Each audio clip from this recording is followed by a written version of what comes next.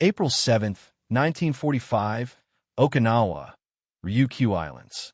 The first obstacle the American engineers encountered on Okinawa. We need more push on the left! All together now, heave! Heavy tropical rain had transformed recently captured farmland into a vast field of We have to push clay. through this sector. Every step pulled Bring the at their bridge layers boots. up now. Vehicles This lost road is our traction only shot. almost immediately. Move out before the main and barrage bulldozers hits. struggled to push through the soaked earth.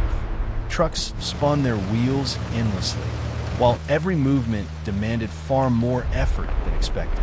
Above the overcast sky, American fighter aircraft continued circling, burning valuable fuel. They had no secure runway on which to land. Near the shore, Lieutenant Colonel Across Harold this Morrison devastated land, unfolded the machines a of progress rain-soaked roar to aerial map life, across the hood. pushing through the ruins of war to build Humidity had chert, already one softened dynamic the paper, mile at a but the time. marked location On the was island of clear, Okinawa, a the work battered never section of stops. farmland that Hundreds of intelligence floodlights believed turn could night into become day fighter as airstrip. American engineers build the dimensions barely ultimate met gateway to the Tokyo. minimum requirement. The terrain itself was another matter. Weeks of Japanese shelling had devastated the area. Large craters covered nearly every field. Irrigation canals sliced across the landscape. Abandoned homes leaned precariously after repeated bombardment, and shattered trees stood stripped bare by artillery blasts. Behind Morrison waited hundreds of aviation engineers. Most would never appear in history books. Many had little combat experience. Their weapons were bulldozers, graders, dump trucks, chainsaws, demolition charges, rollers, generators, and shovels instead of rifles and machine guns. Yet their mission would become one of the most critical operations of the Okinawa campaign. Without a functioning airfield, American aircraft would continue risking their lives simply because there was nowhere to land. Morrison surveyed the destruction before giving a simple order. "We build here." The statement sounded almost impossible. One officer quietly looked across the ruined fields. "Sir, there isn't an airfield." "There will be." Within moments, the silent countryside erupted into organized activity. Survey crews rushed ahead carrying transit levels and measuring equipment. Wooden stakes appeared across the muddy fields while bulldozer operators climbed into machines coated with dried mud from previous jobs. Engines started one after another until dozens roared together across southern Okinawa. Massive Caterpillar bulldozers pushed through collapsed buildings, damaged fences, abandoned trenches, shell craters, and ancient stone walls without slowing. Everything blocking progress disappeared. Nothing was spared. Captain Robert Ellison watched one bulldozer sink deep into a crater before climbing back out under full power, throwing heavy mud high into the air. He simply nodded. "Keep moving." The operator never stopped. Japanese artillery observers soon noticed the growing concentration of heavy equipment. Moments later, shells began falling. The first explosion blasted dirt and coral into the sky. Construction continued. Another shell landed close to an earth mover. Its driver briefly lowered his head before raising the blade and continuing forward.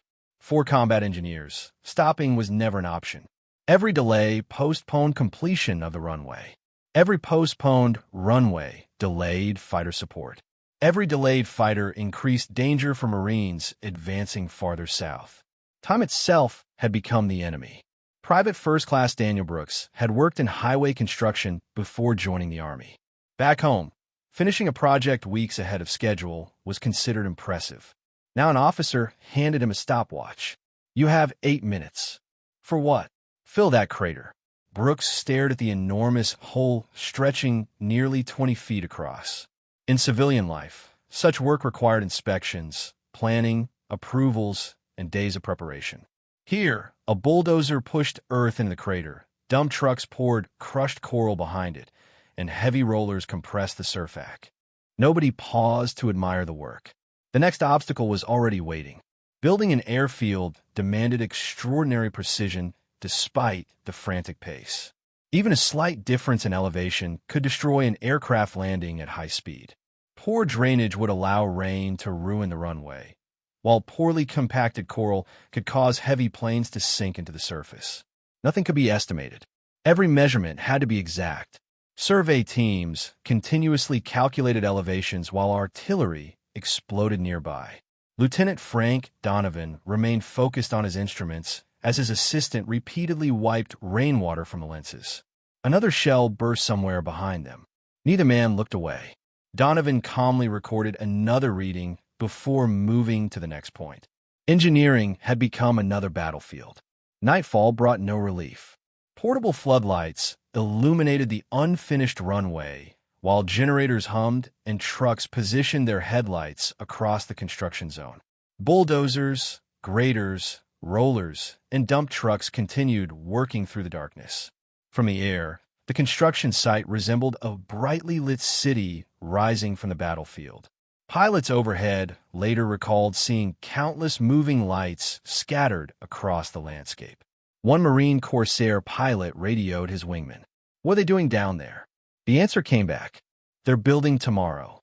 Convoys of trucks arrived, continuously carrying crushed coral from nearby reefs. One emptied. Another immediately replaced it. Bulldozers spread each load. Graders leveled it. Rollers compacted it. Surveyors inspected it. Then the entire process began again without pause. Hour after hour, day after day. No ceremonies, no applause, only constant movement. An officer later remarked that the operation resembled a giant factory without walls. Except the factory was not manufacturing airplanes. It was creating the runway they needed to use them.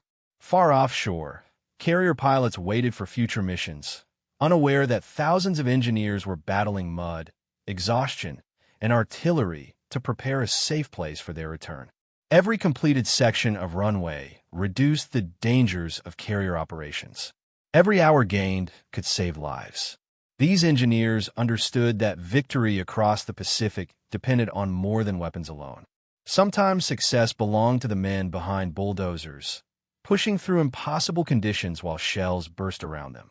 Before the week ended, they would achieve a construction feat so remarkable that even experienced German military engineers, veterans of countless European airfield projects, found it almost impossible to believe.